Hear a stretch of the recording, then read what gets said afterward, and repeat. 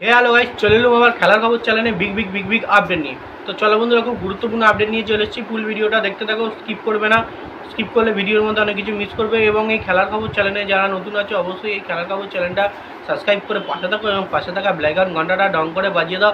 বেশি বেশি লাইক এবং কমেন্ট করে দাও, যাতে মোটিভেট হয় তোমাদের এই খেলার খবর চ্যানেলে আমি ফার্স্ট আপডেট দিতে পারি। তো চলো বন্ধুরা, ফার্স্ট যে আপডেটটা নিয়ে কথা বলবো, খুব গুরুত্বপূর্ণ একটা আপডেট কিন্তু তোমাদেরকে শেয়ার করতে চলেছি।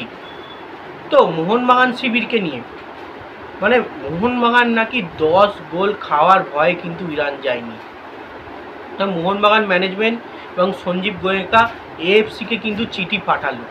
তো এমনটাই কথাবার্তা চলছে যে মোহনবাগান নাকি 10 গোল খাওয়ার ভয় কিন্তু যায়নি, মানে খেলতে যায়নি ইরানে। মানে সেখানে প্রচুর পরিমাণে দর্শক থাকে, অনেক দর্শকের মাঝে খেলতে হবে, প্রচুর বড় স্টেডিয়াম ইরানে। সেখানে কিন্তু মোহনবাগান 10 গোল খাওয়ার ভয়ে কিন্তু খেলতে যায়নি, এমনটাই কিন্তু কথা বলা হচ্ছে। তো দেখো বন্ধুরা, পুরোটাই কিন্তু ভুল নির্দেশ, এটা ভুল কথা। ইরানে খেলতে যাওয়ার কারণ একটাই, না খেলতে যাওয়ার কারণ তো প্লেয়াররা যেমন ভিসা পায়নি, তার সঙ্গে সঙ্গে কিন্তু ইরানের যে জায়গাটা এখন কিন্তু সেখানে পরিস্থিতি খুব একটা ভালো নয়। সেখানে যদি খেলতে যেত মোহনবাগান দল, সেখানে কিন্তু মোহনবাগান দলের প্রত্যেকটা প্লেয়ারের কিন্তু কিছু না কিছু একটা হবার আশঙ্কা ছিল।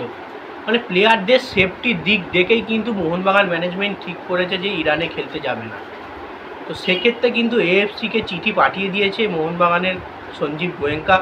সে এএফসিকে চিঠি জানিয়ে দিয়েছে কী কারণে তারা খেলতে যাচ্ছে না এবং কেন যায়নি, এবং প্রতিটা প্লেয়ার ভিসা পায়নি যেমনটা কারণ, তার ওপর সেখানে কিন্তু তাদের ওপর হামলা হতে পারে, এমনটাই কিন্তু জানিয়ে দিয়েছে মোহনবাগান ম্যানেজমেন্ট। এই ভয়ের কারণে, মানে আগে প্লেয়ারদের সেফটি ফার্স্ট, সেফটি রেখে কিন্তু সব কিছু কাজ করতে হবে প্লেয়ারদের। সেই কারণেই কিন্তু মোহনবাগান শিবির ইরানে খেলতে যায়নি, এই একটাই কারণ। আর অনেকেই অনেক কথা বলছে 10 গোল খাওয়ার ভয়ে কিন্তু যায়নি, এটা কিন্তু পুরোপুরি ভুল কথা, পরিষ্কারভাবে জানিয়ে দিলাম। তো এবার যে আপডেটটা নিয়ে কথা বলবো, খুব গুরুত্বপূর্ণ কিন্তু একটা আপডেট তোমাদেরকে শেয়ার করতে চলেছি। মোহনবাগান শিবিরের প্লেয়ার লিস্টন কোলাসো, মোহনবাগান শিবিরের প্লেয়ার লিস্টন কোলাসো কিন্তু একটা বড় রেকর্ড করলো। তো সংক্ষেপে বলে দিই, ছোটো করে আপডেট, ছোটো রেকর্ড। কারণ লিস্টন কোলাসো রেকর্ড কি করলো, লিস্টন কোলাসো কিন্তু এর আগের যে ম্যাচটা হয়েছিল, যেটা হারলো বেঙ্গালুরুর সঙ্গে মোহনবাগান, লিস্টন কোলাসো কিন্তু মোহনবাগানে 100টা ম্যাচ খেলার নজির গড়ল।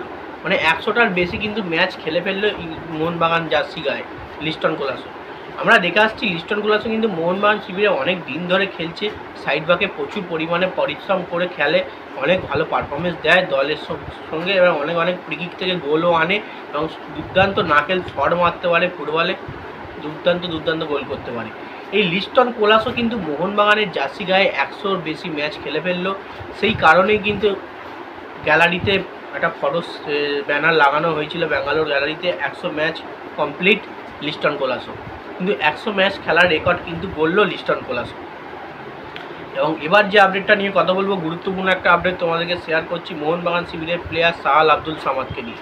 তো সাহাল আব্দুল সামাদের চোটটা কতটা গুরুতর সেটা নিয়ে কিন্তু আলোচনা করব। তোমরা নিশ্চয়ই জানো, বেঙ্গালুরু ম্যাচে সাহাল আব্দুল সামাদ দামনায় চোট পায়, তাকে লাস্টে দেখা যায় দামনাতে আইস প্যাক বেঁধে বসে থাকতে, এবং বেশিক্ষণ সে কিন্তু খেলতেও পারেনি মিডফিল্ডে। তো যত সমস্ত জানা যাচ্ছে, চোটটা কিন্তু খুব যে গুরুতর তা কিন্তু নয়।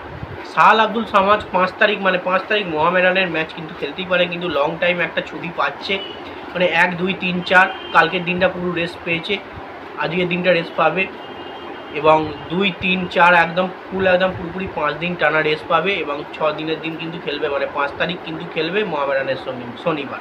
তো সেক্ষেত্রে সাহাল আব্দুল সামাদের চোটটা খুব একটা যদি না গুরুতর হয়, তাহলে কিন্তু একটা লং রেস্ট পাচ্ছে, এবং মোহামেডান ম্যাচে কিন্তু অ্যাভেলেবেল থাকতে পারে সাহাল আব্দুল সামাদ, এমনটাই কিন্তু আপডেট। কারণ সাহাল আব্দুল সামাদ যদি প্রথম থেকে নাও নামে, কিন্তু দলে অবশ্যই দলের বেঞ্চে থাকবে, এবং নেক্সট হাফে কিন্তু সাহাল আব্দুল সামাদকে নামাতে পারে কোচ জোসে মলিনা, এমনটাই কিন্তু খবর আছে।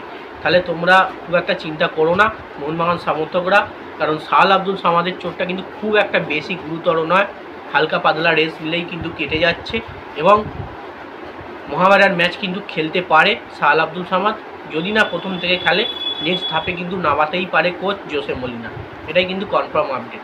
এবং সাহাল আব্দুল সামাদের মতো প্লেয়ার কিন্তু মিডফিল্ডে অবশ্যই মোহনবাগানের দরকার।